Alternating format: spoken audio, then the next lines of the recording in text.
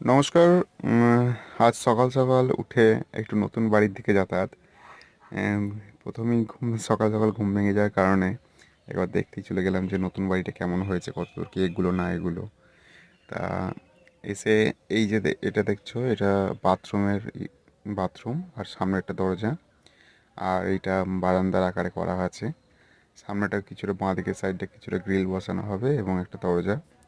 আর এটা সিঁড়িটা কেমন হয়েছে জানাবে।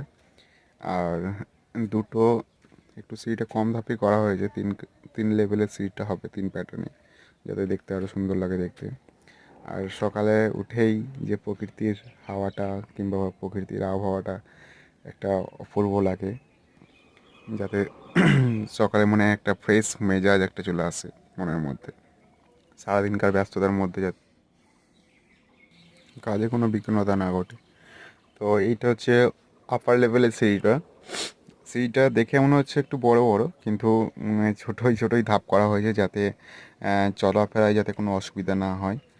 আর এইটা হচ্ছে ফার্স্ট রুম, দুটো বেডরুম করা আছে, একটা ফার্স্ট রুম।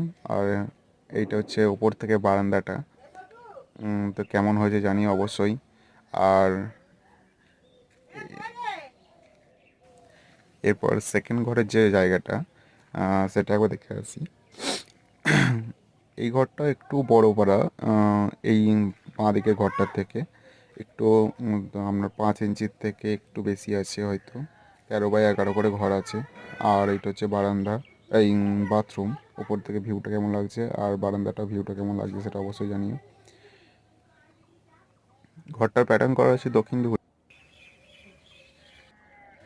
ঘরটার প্যাটার্ন দক্ষিণ দিকে করা আছে।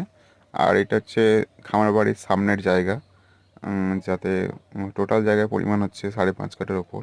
আর লাস্টের দিকেই ঘরটা করা হয়েছে যাতে সামনের ভিউটা দেখতে আরও সুন্দর লাগে।